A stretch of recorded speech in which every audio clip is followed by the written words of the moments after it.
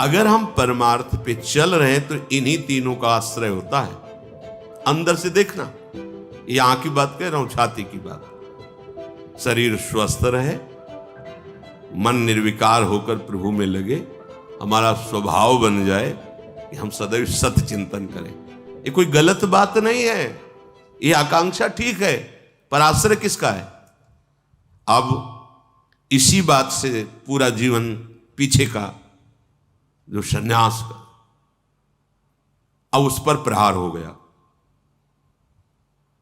शरीर भारी अस्वस्थ, भयानक पीड़ा, रोग। अरे कैसे आपको बताएं, गंगा किनारे की भोली बुद्धि, हमें पता नहीं क्या, बहुत दर्द हो रहा है, बहुत परेशानी। रोटी मांगने गए ब्रजवासी में, कहा बात बाबा उदास काहे को है?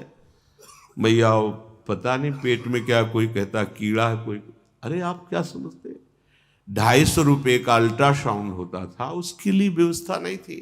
कई बार डॉक्टर को जो वो कहते थे आप करवाओ अल्ट्रासाउंड तो पता चले कहाँ क्या है। किसी के पास कोई संत ले गए कि संत को अल्ट्रासाउंड कराना है, तो ऐसे बात कर रहे थे जैसे किसी मुजरिम से बात किया जाता है। आप कागज दिखाइए, कागज तो नहीं है, ऐसे हम नहीं दे सकते आपको, आप कागज दिखाइए, डॉक्टर से बनवा के ले। ये रहने दीजिए, आप रहने दीजिए ऐसे। वो माई ने कहा मैं दवा बताऊं, वहां मिट्टी का तेल पी बाबा, दूध मठा दही घी की तो कुछ बात होती तो समझ। एक बोतल मिट्टी का तेल भर के दिया और कहा खाली पेट पी, सब ठीक हो जाएगा। मिट्टी का तेल, किडनी खराब, पता तो था लैला, और भीषण कष्ट। एक था बल, संयम से चलो, साधन में रहो। किसका?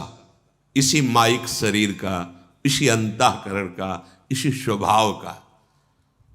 ये बंधन है, मुझे पता नहीं चल पाया। बड़ी सूक्ष्म विषय, अगर उपासक हो तो हमारी बात समझोगे। साधन चल रहा है, भगवत मार्ग में चल रहे हैं, आसनों पे बैठ, पूर्वाभ्यास, सब साधन बिल्कुल ठीक। तो सुख किसका मिल रहा है? साधन का। भरोसा किसका है? जिससे साधन बन रहा है। किससे? शरीर से, अंतःकरण से, स्वभाव से। आश्रय किसका है? साधन। साधन से वो परम पद मिलेगा। समझ में आया? बिल्कुल यही था, यही था। जितेंद्रिय ऐसे ऐसे ऐसे। अब मारा तीर जो हमने आश्रय लिया था, अब हो गया। जब पता चला किडनी फेल, क्या होता है? मर जाता है आदमी। बिल्कुल पता नहीं किडनी कौन सा अंग, हमें क्या पता, मर जाता है। कब? कभी भी। अच्छा, अब लगा कि ये भी गया। जिसके भरोसे से साधन चल रहा, वो शरीर गया। अब मन शरीर के, अब इस समय ये पाठ, इस समय ये आचरण, इस समय ये अभी ठिकाना जिसे परमानंद कहते हैं, वो केवल केवल इनके त्याग से उत्पन्न होता है। ये बात नहीं समझ में आई थी? त्याग तो है ही है ना बाबा जी मेरा, लेकिन आश्रय इसी शरीर के साधन से, इसी अंतःकरण के संकल्प विकल्प वृत्तियों से, इसी स्वभाव से उस परम पद की, कहीं कोई बीच में नहीं है। और इसी पे बाण चल गया। अब उदय हो रही है जो जीवन की परम लाभ वृत्ति। अब तो साधन नहीं बनेगा। कब शरीर छूट जाएगा पता नहीं, मन कहां कब फंस जाए कोई पता नहीं। मतलब पीड़ा हो रही, मन पीड़ा का चिंतन करे, अंदर से आर्त भाव जागृत है, हे प्रियाजू आपका स्वभाव सुना है। अब तो साधन नहीं, साधन का भी भरोसा छूटा, जिससे साधन बन रहा था उसका भी भरोसा छूटा। वो वृत्ति उन्होंने ही दी शरणागति की। शरणागति ऐसा नहीं कि नहीं जानते थे, शरणागति थे, पर शरणागति में जो सूक्ष्म बाधा थी, आचार्य वचनों से, दूरादपाश्च स्वजनान सुखमर्थ कोटिम, फिर सर्वेषु साधन वरेषु चिरम निराशा, ये समझ में नहीं आया था। परमानंद की प्राप्ति की आशा साधन से थी। सर्वेषु साधन वरेषु चिरम निराशा। ये नहीं, ये कैसे साधन से निराश हो गए तो फिर हमारा परमार्थ क्या? ये बड़ी ऊंची बात है। सर्वेषु साधन वरेषु चिरम निराशा। जब साधन के यंत्र ही ठीक नहीं रह गए तो क्या साधन? लगा कि धाम का आश्रय, धाम का जो शरणागति, अभी कोई रंग नहीं चढ़ा, एकदम हृदय में आर्त भाव, ओ बस राधा राधा। अब तो वो वृत्ति देने वाली छूट गया आश्रय। किसका? साधन और साधन के यंत्रों का। अब एक केवल भरोसा रहा साध्य का, एक भरोसा रहा साध्य का। बस आप और आपकी कृपा। अब निकलने लगे वचन कि मेरे साधन भी प्रियाजो, मेरे साध्य भी प्रियाजो। ये हम कभी नहीं सोच पाते, कभी नहीं समझ पाते, कभी नहीं हो पाता। ये कभी नहीं हो पाता। ये उन्हीं के विधान से हुआ, क्योंकि स्वभाव अपना, साधन अपना। तो ये जो आचार्य चरण बोले सर्वेषु साधन वरेषु चिरम निराशा, ये बात कभी नहीं आती। ये उनकी कृपा से जब ये बात आई तो फिर बात की बात प्रकाशित हो गई। उन्हीं की कृपा। बस अब नरक स्वर्ग अपवर्ग आस नहीं त्रास, न जीने की आस, न मरने की आस, न गति न दुर्गति, कोई प्रश्न नहीं, कोई समाधान चाहने की इच्छा नहीं। हो गया।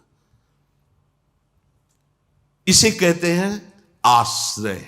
ये जो चर्चा की ना, ये छाती की चर्चा इसीलिए हृदय की कि आप प्रमाण सहित समझ जाएंगे। अगर इसे सत्संग में आप हृदय से समझ जाओ तो प्रतिकूलता की जरूरत नहीं। पर क्या होता है कि सुन के समझना थोड़ा मुश्किल पड़ता है और परिस्थिति समझा देती है। अब बस एक ही भरोसा बचा कि हे हरि जैसे तैसो मैं तेरो। बस अब देख लो। बोले इसीलिए तो ये सब किया था कि तुम केवल मेरे हो जा। ये बात हमसे नहीं बनी, सच्ची कर, मतलब अब शब्द नहीं है। साधन साधन, बस सारी दृष्टि साधन पर, सारी दृष्टि साधन पर। साधन से साध्य मिलता है, सिद्धांत है।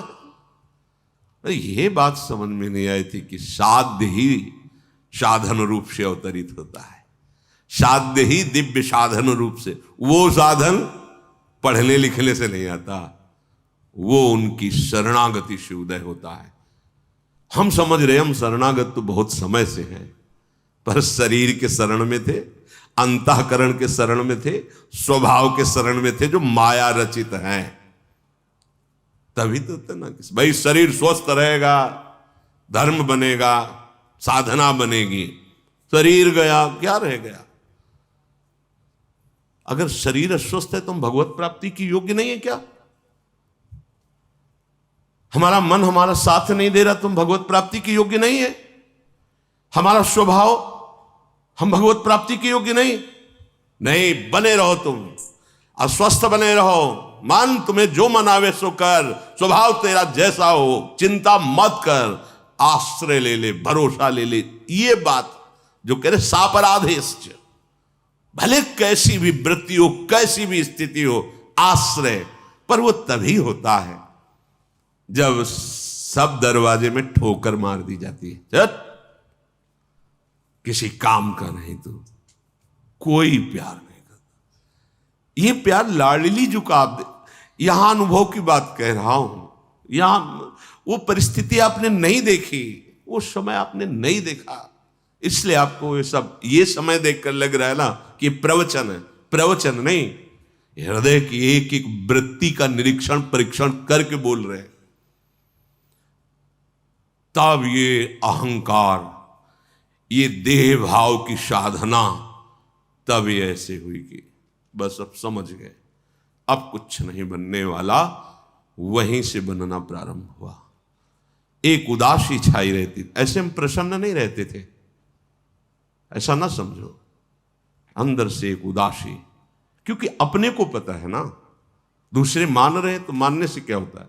अपने को पता है कि अभी वो नहीं, जिस दशा का वर्णन, वो एक उदास थे कि पर ये वाणी और नाम ही जीवन था। तो गान कर रहे थे सुधा ने देखा, एक महात्मा है, हमने फिर कभी नहीं देखा उनको, पात्र मार्जन कर रहे थे, उदास वृत्ति।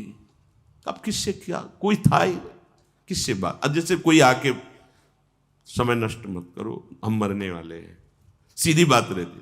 आप जानते हैं हमारी किडनी खराब है, मरने वाले, हमसे बात मत करो, ऐसे बिल्कुल सीधे उदासीनता एकदम छा गई थी दिमाग में।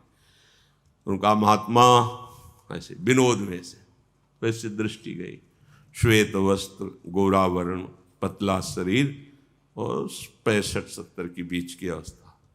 तो मैं से फिर अरे बोले देखो ना हमारी तरफ। जी उदास क्यों हो?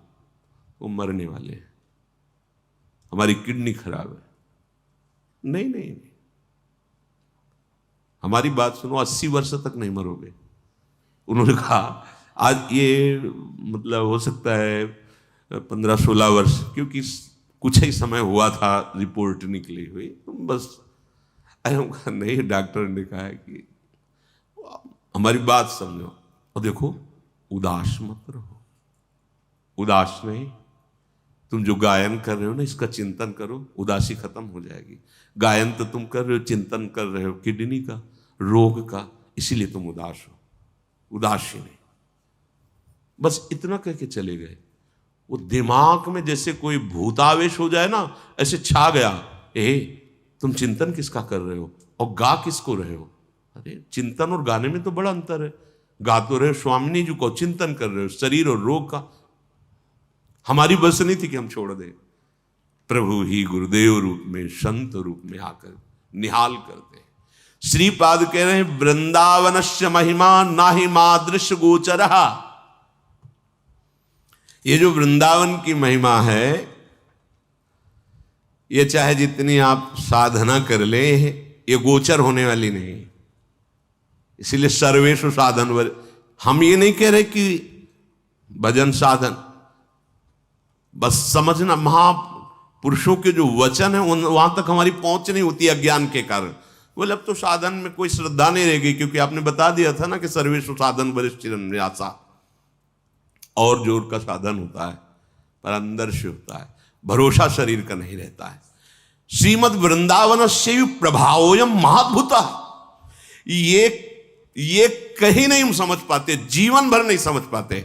सच्ची बात कह रहे हैं, ये कभी नहीं समझ पाते जो वृंदावन ने मुझे समझाया, जो समझ दी, जो वृंदावन ने समझ दी, वो कभी नहीं आ पाता, कभी नहीं आ पाता। क्योंकि बड़ी सूक्ष्मता से उसका निरीक्षण करने पर पता चला कि जिसे हम समझ रहे थे कि मुक्त अवस्था है, जैसे हम समझ गए थे कि हम निष्काम हो गए, पर जब इस भूमि पर पढ़ाई शुरू हुई वृंदावन के स्कूल में, तब पता चला कि ककाहरा नहीं आता, निष्कामता किसे कहते हैं, निष्कामता किसे कहते हैं, ककाहरा नहीं आता।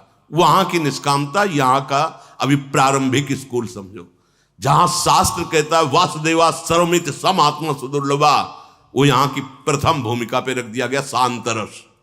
शांतरस सबसे ऊंचाई पर महाप्रेम, प्यारी जू प्यारे जू का, हमारी पहुंच कहां से हो सकती थी? वृंदावनस्यैव प्रभावोयम। इसीलिए हरिवंश महाप्रभु कहते हैं, क्वाहम तुच्छा परम मधमा प्रण हो गर कर्मा यत्तन्नाम स्फुरति महिमा हरेश वृंदावनस्य। ये तो वृंदावन की महिमा है कि मेरे जैसे अधम के मुख से भी निकल रहा है राधा राधा राधा राधा। महाप्रभु कह रहे हैं, हम सबके हृदय के वो आचार्य हैं, वो कह रहे हैं। अरे वो तो राधा नाम के दाता हैं, किशोरी जी उनके अधीन है, प्रेमाधीन है, वो हमारे लिए कह रहे हैं। वृंदावनस्य प्रभावोयम महाद्भुता, ये महाद्भुता, ये महाद्भुता अंदर की फसान को जो काटने की सामर्थ्य है, वो एक कृपा से होती है, धाम की कृपा से, धामी की। वो जासु कृपा सब भ्रम मिट जाए। ये अंदर जब आप समझ लोगे ना, तो साधन का अभिमान नहीं रहेगा। साधन तो बढ़िया होगा, अभी जो साधन का सुख मिलता है ना, वो अभिमान को मिलता है, ध्यान रखना। साधन का जो इतने ये वो अभिमान को सुख मिल रहा है। अभी वो स्थिति जो दैन्य भाव में साधन की दिव्यता प्रकाश, वो आएगी, कृपा से आएगी। प्रार्थना करते रहो, आश्रय लेते रहो, अन्य अपनापन छोड़ते रहो, धाम अपना प्रभाव करेगा। क्या कह रहे? यत स्व संबंध गंधेपी, पूरा संबंध बन गया वृंदावन से। मेरा जीवन, मेरा प्राण सर्वस्व वृंदावन, ये तो बहुत बड़ी बात। थोड़ा सा भी अगर तुम्हारे अंदर इतनी श्रद्धा आ गई है कि अब हमारा जो कुछ है वृंदावन ही है, स्थिति नहीं आई, भाव आ गए थोड़ा सा। बोले यत स्व संबंध गंधेपी बंध कृद रस सिंधुदा, फेंक देगा आपको उठा के भव समुद्र से प्रेम समुद्र में। अवगाहन करो, ये वृंदावन करेगा, ये धाम करेगा। इसलिए धन्येष्मिन, धन्य है वो जो इस भूतल पर विराजमान वृंदावन का आश्रय लेकर रसिकों का संग करते हुए श्यामा श्याम के नाम रूप लीला वाणी धाम चरित्र इसी में अपने मन को लगाता रहता है। फिर कृपा से बात समझ में आएगी, इन तीनों से एक झटके में संबंध खत्म हो जाएगा। स्थूल सूक्ष्म कार्य ये हम नहीं कर सकते, ये जिन्होंने बांधा है वही छोड़ते हैं। ये हम तुम्हें बता दे, छोड़ने का उपाय करते रहो। आप करना पड़ेगा, नहीं करोगे तो ठीक नहीं रहेगा। छोड़ने का उपाय करते रहो, पर छोड़ेंगे वही जिन्होंने बांधा है। बिल्कुल हृदय की बात कहते हैं। अगर छोड़ने का उपाय नहीं करोगे तो बंधे रहोगे। छोड़ने का उपाय करते देखकर वो रीझ जाते कि बड़ा प्रयास कर रहा है, चलो अब हम छोड़। तुझे पूरा जीवन हो गया छोड़ने में, नहीं छोड़ पाया ना, ये ले जड़ चेतन ही ग्रंथि पड़ गई, यद्यपि मृषा छूटति कठिनाई, अब छिन्न भिन्न कर दिया। अलग अलग दिखाई देता है, अलग अलग हो गया, ग्रंथि छूट गई। जासु कृपा नहीं कृपा घाती, आश्रय भरोसा दृढ़। चलते हैं भगवान श्री राम के पावन चरित्र का कथन श्रवण करके कलिमल का नाश करते हुए अपने आराध्य देव की अनन्य निष्ठा को प्राप्त करते हैं। श्री भरत जी और भगवान रघुनाथ जी परस्पर गले लगे हुए हैं। पुनि प्रभु हरसि शत्रुहन, भेटे हृदय लगाई, लक्ष्मण भरत मिले तब, परम प्रेम दो भाई। फिर प्रभु ने शत्रुघ्न जी को हृदय से लगाया, लखनलाल जी भरत जी से मिले, फिर लक्ष्मण जी शत्रुघ्न जी से मिले। अब विरह दुख का नाश हो गया है। भरत और शत्रुघ्न जी सीता जी के चरणों में प्रणाम किया। सीता जी दोनों ने दुलार कर, भरत जी और शत्रुघ्न जी को। प्रभु की दृष्टि गई अयोध्यावासियों पर, सब मिलने की प्रबल उत्कंठा कि जैसे भरत जी से मिल रहे ऐसे प्रभु हमसे मिले। 14 वर्ष सब नियम से रहे पूरे अयोध्यावासी, कभी भरपेट भोजन नहीं पाया, केवल हमारे प्राण जीवित रहे प्रभु के दर्शन के लिए। मिलने की अत्यंत आतुरता देखी, ध्यान, मिलने की अत्यंत आतुरता देखी तो प्रभु एक अद्भुत कृपा की। अमित रूप प्रगटे ते ही काला, जथा जोग मिले सब ही कृपाला। कृपा दृष्टि रघुबीर बिलो की, किए सकल नर नारी विशो की। छानो मही सब ही मिले भगवाना, उमा मरम यह काहू न जाना। समस्त अयोध्यावासियों को एक साथ प्रभु मिले, अमित रूपों में प्रकट हो गए। किसी को गले लगा रहे, कि दुलार कर रहे हैं, बुजुर्ग है प्रणाम मुद्रा, जिसको जैसे यथा योग्य सबसे भगवान एक साथ, क्योंकि सबके हृदय में विकलता है मिलन की। एक क्षण में संपूर्ण अयोध्यावासियों से यथा योग्य भगवान में मिले। हे उमा, ये रहस्य कोई नहीं जान पाया। सबके सामने प्रभु हैं, सबसे प्रभु मिल रहे हैं, सबको सुखधाम श्री रामचंद्र जी ने सुख प्रदान किया।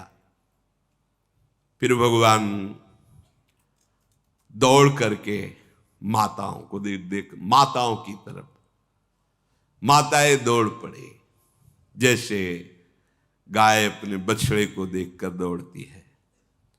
मानो जैसे नवीन ब्याई हुई गाय अपने बछड़े को देखकर हुंकार मार के दौड़ती है, ऐसे ही माताएं प्रभु की तरफ दौड़ी, अत्यंत प्रेम से भरकर प्रभु को हृदय से लगा रही।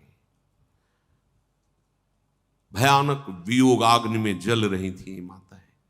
वही हृदय जानता है जिसके हृदय में प्रीति होती है।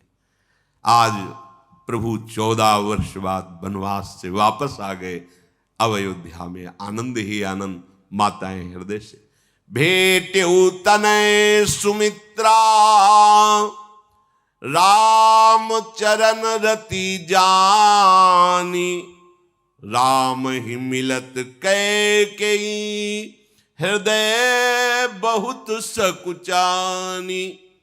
सुमित्रा जी बार बार लक्ष्मण को दुलार कर रहे हैं। क्यों? कि राम जी के अनन्य भक्त है, राम जी के चरणों में मेरे पुत्र की प्रीति है, इसलिए बार बार मां दुलार कर रहे। धन्य है सुमित्रा जी।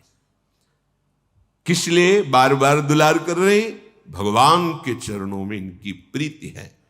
तभी कहा था कि बेटा वही पुत्र है जो भगवान के चरणों का अनुरागी हो, और वही मां है जिसका ऐसा पुत्र, पुत्रवती जुवती जग सोई।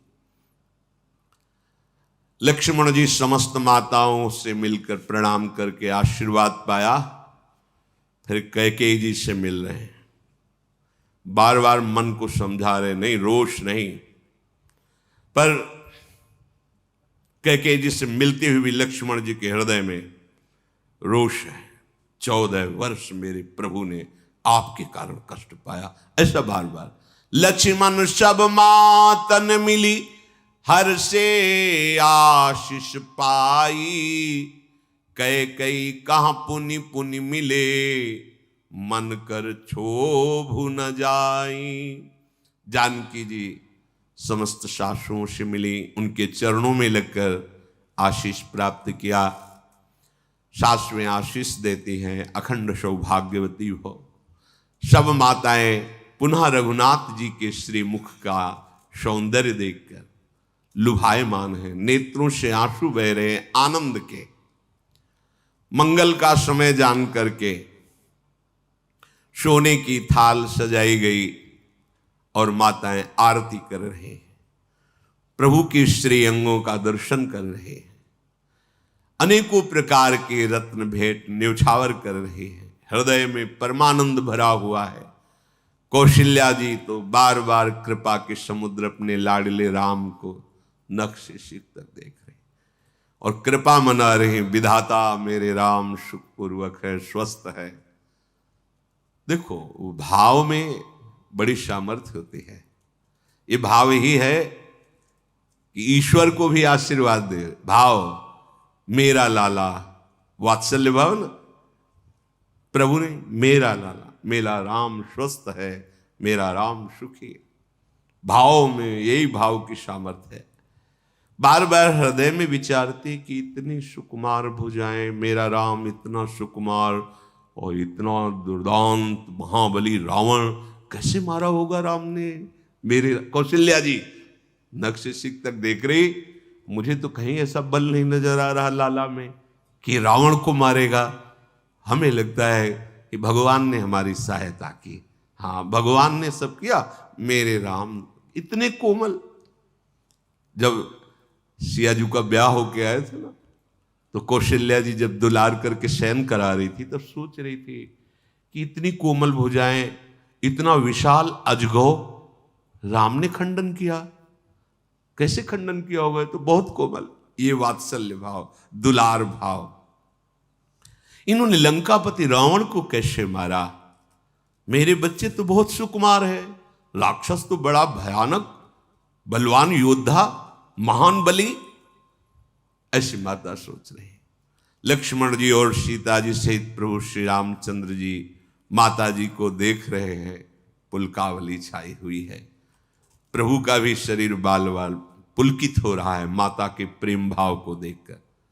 लंकापति विभीषण, बानरराज सुग्रीव, नल नील जाम्बवान अंगद और परम भागवत श्री हनुमान जी, ये सब दिव्य मनोहर शरीर धारण किए हुए हैं। सब के सब भरत जी के प्रेम को देखकर लुट रहे। काश भरत जी जैसा थोड़ा भी प्रेम प्रभु के प्रति हमारे हृदय में हो। कैसा स्वभाव, कैसा त्याग, कैसा व्रत नियम का पालन करने वाले, ये सब भरत जी की ही चर्चा में डूबे हुए हैं।